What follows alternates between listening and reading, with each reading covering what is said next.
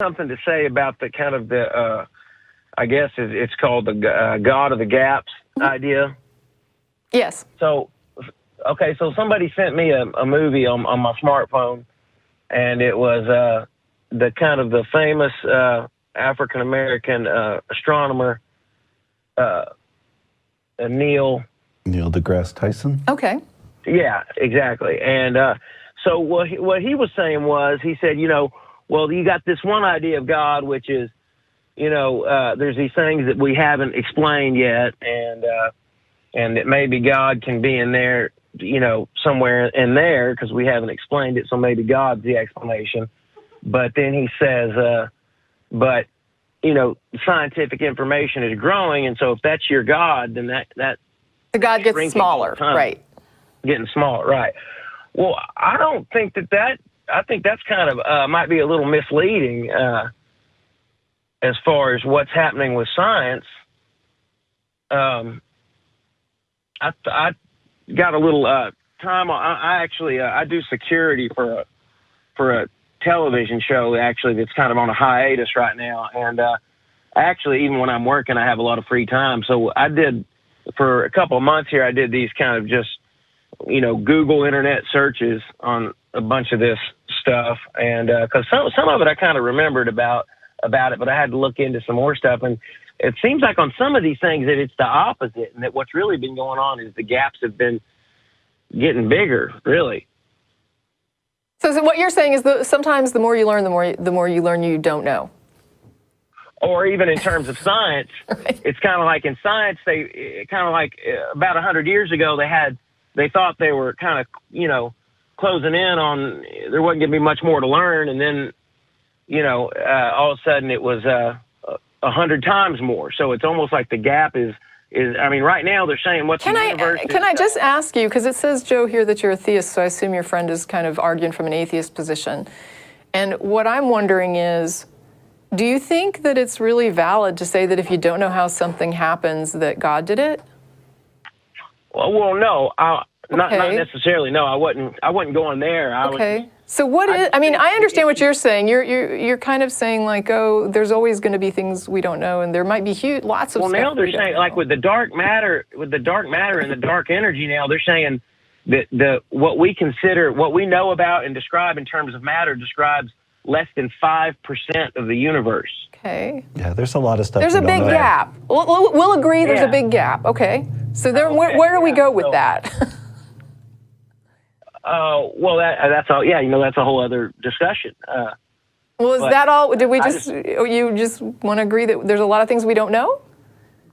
Well, just that I think that that it's misleading to say that the gap is shrinking. It may be growing. Well, but wait a minute. No, here's the thing. Every time we learn one more thing, we may learn that we know that there's a lot more stuff that we don't know, but there was still just that amount of stuff we didn't know, right? So let's say that we have the pie. Can you picture a pie chart? So you got a pie chart, and you learn like just 1% of what's in this huge pie chart. And then tomorrow you learn something else, and you were only aware of like 40% of the pie chart. And now you're aware of 70% of it, right? And you're like, wow, there's this even more stuff we don't know. You still don't know the same amount of stuff, right? It's just but you did learn a little bit more. So the amount of stuff you didn't know actually did get smaller, even though you became aware of more things you didn't know. Do you understand what I'm saying? I hear what you're saying, but let me put it to you another way. Okay, let's say that you've got it, that it's both growing. At one point, it looks like it's growing, and then, at one point, it looks like the gap is shrinking, and then all of a sudden, it grows bigger. So, they say that's like something like the uncertainty principle, where now they're saying, but the gap still they're drawing a line saying you can never know this ever. What she's saying though is that the amount of stuff you don't know, whether you're aware of it or not, you still don't know the same amount of stuff. And if you learn something, you still know more than you did yesterday. Right. Well, you can, but I think it's a little, if we're discovering new species of animals. So, there's, we discovered, the 1,000th species of rat, living in Indonesia or whatever. That's not really, that doesn't speak to the issue of, that's not closing. In other words, if you're talking about things that we don't understand how they work, or in other words, what constitutes the galaxy in terms of matter, then you're going from saying we think we understand what 99% of the universe is. So there's this famous story about the scientist giving the tour of the museum, about 100 years ago, and he says, is all we need to do now is, we're going to learn some more, we're going to change some where the decimal goes, and we're going to just, that's really all is left to do is kind of get things a little more specific mathematically. And then, right after that comes quantum mechanics, and then next thing you know, you have dark matter and dark energy, and it's getting, what we don't know goes from 1% to 95%. But you didn't know the other 95% before that either. If there's let's say there's 100 things. Wait. Let's say there's 100 things. I'm going to try this one more time. No, this is it. This is the last time. No. I know. I hear you totally, but I'm making a more subtle point. I'm saying that okay. So you learn, even if you just learn one fact, then that's one more thing. But what I'm saying is, in terms of this discussion about issues of God and whatnot, that we're going from seeing maybe a very small area in which a God could be active to further down the line now saying, oh, well, it's 100 times bigger than we thought it was. All right. That's all. I'm going to say that at this point, this is like a completely irrelevant tangent, because you and your friend already agree that the God of the gaps is a really bad God idea. So the size of arguing about the size of the gap, this is like how many angels can dance on the head of a pin. Does it matter? I mean, what difference does it make how big the gap is? Well, Stephen Hawking talks about it. He talks about how... No, I'm not saying that in no context does it matter. I'm saying that in the context of arguing about the God of the gaps, if you have two people in the argument and both of them say the God of the gaps is a really bad model for a God, then getting into an argument about the size of the gap is a little bit irrelevant. What difference does the size of the gap make? No, excuse. Right. No, I'm saying I don't think that it depends on which direction you're coming from. I think that if there's a God, that God may be operating within those gaps. To say that the gaps themselves are the only rationale for saying they're a God, that alone, I don't think that's a very good argument for God. Right, and neither does your friend. And so you both are in agreement that whether there's a God in there or not, it's irrelevant, because it would be a really crappy argument for a God. So the size of the gap is irrelevant. But there's the secondary issue of whatever your argument is for a God, if there is one, then for him to be able to, or it to be able to do anything, there would have to be gaps, and it sounds like there's plenty of them. It's still a bad argument though, because taking it's a something. Bad argument for saying yes. It's a bad argument for saying that there is a God, but it's also useless from the standpoint of, like, for example, the Catholic Church now accepts like evolution and some other ideas about science that they previously were not accepting, and so basically they're saying yes, evolution is correct, and God had a hand in it, and so they just simply say thank you, God, for allowing us to evolve.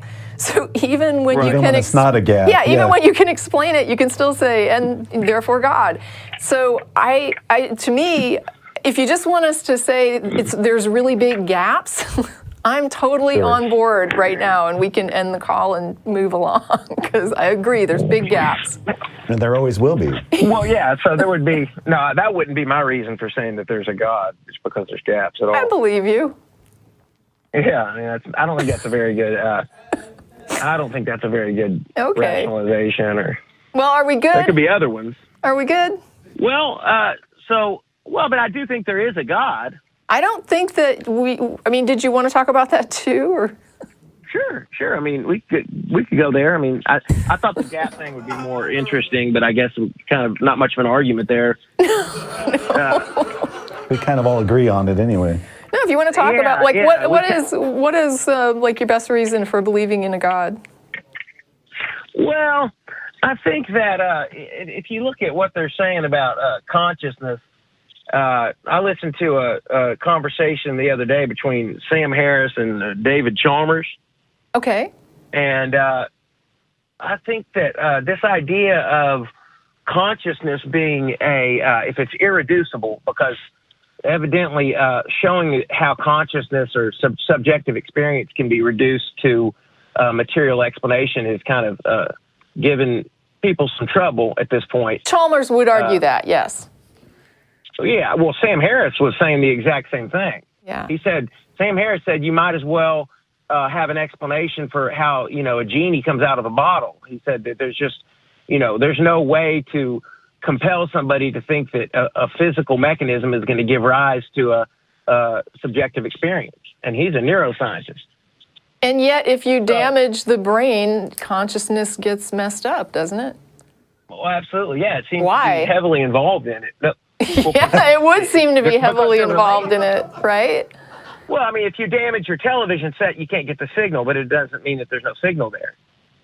Correct. So it's definitely. But we have evidence but we have evidence for channel signals. TV signals. Right. We don't have evidence that there's something going around that is like a signal for consciousness that we're just conduits for. I don't know of such evidence. I'm not saying there's a signal for consciousness. I'm saying I was using that as an analogy. And I think it's a good analogy, but I'm saying that you have correlation. Okay, and if I take that as a correlation, what I'm saying is we do know that the brain is involved in it. We do know that if we damage the brain, it doesn't work anymore, and we don't know of anything else that is, as far as I'm aware, there's nothing else you can alter in reality that's going to change mess up your consciousness, like messing up your brain. So, for example, there's all kinds of ways you can mess with the brain to alter your consciousness. Right. And I don't know of things that you can do outside of affecting a person directly that, am I missing something? Oh, no. I mean, I'm saying that the issue of whether or not consciousness can be understood in a reductive way, whether or not it can be shown to be reducible. I have issues with the idea of can it or is it, right? I mean, I read a lot of stuff on consciousness from different people in the field, and some of them were a little bit, there's the thing that you're talking about is sometimes called the hard question. And there's the thing called qualia that is also invoked. And there's other researchers who are like, I'm not so on board with qualia, I'm not so on board with hard question. They do see it as sort of, your brain does this, there's your consciousness. Now, I'm not qualified to assess who is correct or who is incorrect. I have difficulty wrapping my brain around the idea of qualia and a hard question. I have a hard time understanding what the problem is, because to me it doesn't seem like a problem. It's like saying, why is water wet? How does the brain produce a consciousness? To me, it's like, this is something that we see happening. You can we can observe it, like we can map it, you can observe your consciousness. You can't observe. No, I'm saying that we can map people's brains and see things happening at a conscious level and a non-conscious level. But you can only experience consciousness subjectively. I'm not sure that matters. Well, if I paint a rock red, that one rock is red, but does it matter? It matters that you can observe that the rock is red, and other people can observe that it's red. But with consciousness, the reason why there is a subject of consciousness, the reason why there's a discussion of the hard problem and qualia and all that is because consciousness itself can only be known subjectively. So the way that Wait a minute, though. Here's the thing, right? Because right now we have, for example, computers. So if I take I can look at pictures or listen to music, and then they can take a computer that can translate my recollection of the picture into a version of the picture. Pictures. Okay? Right, yeah. Now what happens, this to me would indicate that there could come a point where we could have John connected to Tracie so that John experiences what Tracie experiences. Now, I don't know that could ever be possible, but I'm just saying that when we can have a machine that can translate what I've experienced into its own, capacity, why would I reject the notion that my subjective consciousness could not eventually be shared with others? Well, in other words, he could experience what you're experiencing. That's what I'm saying, which would mean that it's not just a subjective, like a single subject thing. No. But he might be able to experience what you're experiencing, but consciousness is not what you're experiencing. It's the very idea that you are experiencing. And that's the part that I don't get. That's where it breaks down for me, and I say I don't understand why that's hard. Fine, but I'm saying, okay, so apart from my opinion and your opinion, all I'm saying is that if somebody does find the hard problem compelling, right, which a lot of people do, right, correct, everybody from yeah, I agree. Then if they find themselves going down the road of some type of belief that consciousness is fundamental and not being derived, that if it is fundamental, then at that point, if you're saying that there's a consciousness that is as a fundamental part of the universe, like energy that exists apart from people and animals, well, I mean, if you start saying that, then immediately people are gonna. I know from discussion. Right, but would you acknowledge that we're not there yet?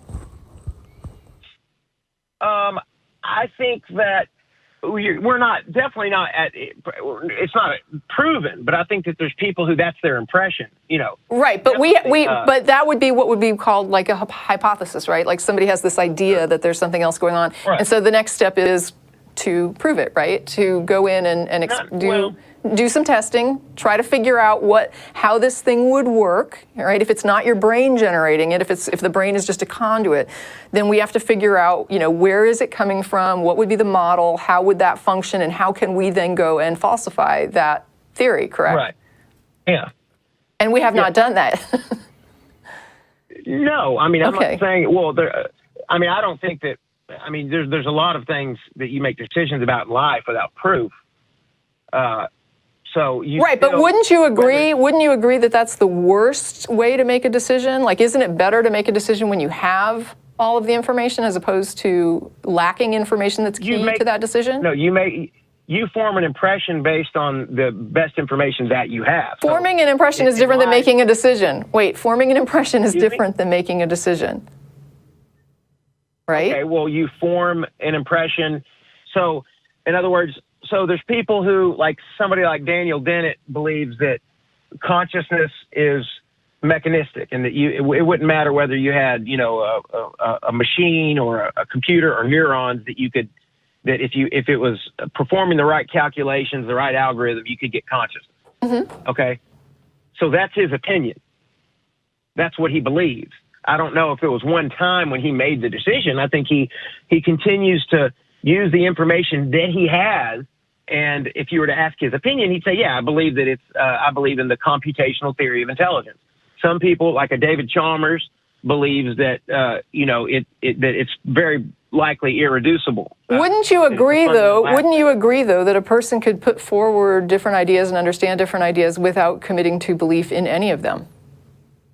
No, but if you ask them... Yeah, No. What I'm saying is it possible to say, I understand how it might be this way, I understand how it might be that way, I understand how it might be this other way. There's like all these different ideas of how it could be, or it could be something that no one's thought of yet.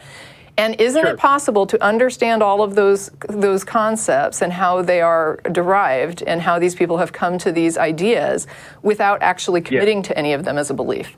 Absolutely. Okay, and so my question would be, while it's still being debated and while there is still insufficient information to form an informed opinion by even the experts in the field, wouldn't it be best for a human being to basically say, yeah, we just don't know this yet, it's still being hashed out, and so this is not really evidence for anything yet? I wouldn't say it would be best. I think it's understandable and reasonable. Well, you have to have some reason. You have to have some reason to consider it more likely than other explanations. Absolutely. And I don't know Chalmers, but what is his reason for saying that it's more likely? Chalmers is a little wooey, in my opinion. Like, I did the reading and I was ooh, he's a little. Like speaking for myself, floaty. I have to have a reason to believe something is more likely than another explanation. It's fine to say, well, it could be this and it could be that. Anything could be true, but what's the reason for thinking that it's true? Well, so this is what I think. If David Chalmers is wooey, I don't really think Sam. That was my opinion from the limited reading that I did. Is that he seemed a little more out there than some of the other folks. Sure.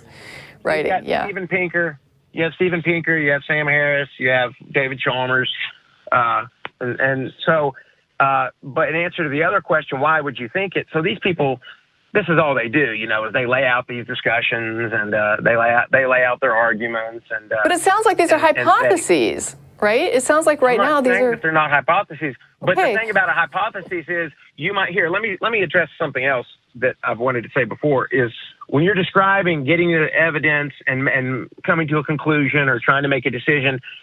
So you said, is it reasonable that somebody would say, I don't have an opinion on this yet. I don't choose to, and that is reasonable. But also at the same time, if you ask somebody honestly, even though they don't feel like it's been proved one way or another, you could ask them, but between me and you, do you actually have a feeling about which one you do think is true? Sometimes people do, but sometimes people don't. Yeah. Right? Well, and I guess what I'm saying is that there's no point in committing to a belief. Like even on this thing, even though I have great difficulty understanding the idea of qualia, the idea of like the issue that's a problem with subjectiveness of consciousness, I have so much trouble understanding why that's problematic. It doesn't mean that it's not problematic. It means I have trouble understanding why it's not problematic, and so there is a part of my brain that wants to just say, oh, therefore this is ridiculous. But at the same time, I know that I can't do that, right? I'm not qualified to do that. And just because I don't understand a thing doesn't make it automatically ridiculous. It just means I'm not understanding it. So I can't say that I, am committed to an idea of what's. Tracie's not committed to it. So that's you. Right, but I guess my point is when we're talking about the idea, this whole discussion was about what makes you believe in a God, right? That's what this is about. And I'm saying that we're into a gap here. And we just finished saying that God of the gaps was a bad argument for gods. No, I don't think we're in a gap at all.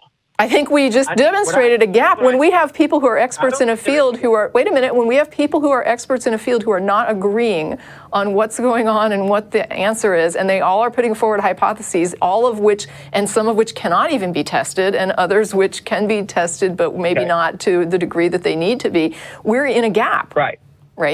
Yeah. Well, there's a gap in the sense of the research community, but that doesn't mean... That means there's a gap for the real people. If the research community that is leading the effort to answer these questions... But Tracie, let me put a dent in that idea, okay? There often arises a situation where you may hear something being debated by a research community, but there may be somebody within that community who feels certain, and let me finish, who feels certain that it's one way or another. That person may be the person who goes on to prove a hypothesis and be correct. Or they may be the fringe that goes on to be fringe. I mean, but we don't know. But nevertheless, sometimes a person finds himself in a position of honestly believing something one way or another. Sure, but at that point, it's just a hunch. Right. And a hunch isn't evidence. Once they do go on and convince the others with real evidence... But we're still in a gap. Convincing other people is not what makes something true. It's either true or it isn't. Well, that's true, but if you want to... It doesn't matter if you convince everybody there's a God, that doesn't make it true. You have to demonstrate... You have to demonstrate that what you're saying is true, though, right? In some way. You have to... No, you don't have to demonstrate to other people that it's true necessarily. That doesn't... Wait a minute. Hold on. Okay. For the purposes of this show, if a person calls in and says, I have no obligation to demonstrate that what I'm claiming is true, it's a useless call. I mean, anybody could call in, make their claims, and say, I don't need to demonstrate it to anybody else. That's not what I'm saying. That's not what I'm saying. That's not what I'm saying at all. I'm saying for instance, if I say that they're polluting the river, and I go down there and I see them dumping barrels of waste into the river. But then, they clean up the mess and they cover up what they did, and I'm not able to prove it, I'm not able to demonstrate it, then I can't expect people to believe me The burden of proof is on me, but I am still going to believe it's true. Okay, so I'm going to have to move on to some other callers, but I just want to say that at the end of this, I want to say that even asking, like, what's the best argument for God, I got no closer to understanding how this relates to a God. If you believe that consciousness is irreducible and is part of the universe, then that's kind of by default is what a God. How do you get to that? How do you get from there to God? If you're in the sense that if you say that there's a consciousness that exists as a fundamental part of the universe before human beings or animals or, even the galaxies formed, you take that around and say that to people. Wait a minute, we haven't gotten there. We're not there at all. Before the galaxy is formed. I mean, I jumped wait a minute. But that was a big jump. But consciousness, even the problem of consciousness doesn't get you there, like by any stretch. I didn't say it did, but I'm saying people who have some type of panpsychist view of consciousness are littered in the literature. Okay, but the idea that we're going to talk about the issues of what's going on in consciousness research and that this somehow demonstrates a God, and then to get to that God, we have to go to the outer limits of, before the universe. I didn't say it's not the outer limit. I mean, you were talking about before the universe was formed. I would say that's pretty much. No, I didn't say before the universe was formed. I said before the galaxies were formed. In other words, it's an aspect. Okay, we're going to have to move on to some other calls. Maybe you could, explain this at the blog, and other people can understand it better than I can. Maybe this is like the hard problem where I have trouble with it. Or any of those thinkers who write about that. I like Damasio. Personally, but he's in there among these people are in there among the usual suspects. Okay. DiMaggio is one of them, but you'll find panpsychists among all those people. It still doesn't get me to a God, so I'm going to let this go. Thank you for your call. By default, it kind of what a lot of people would call a God.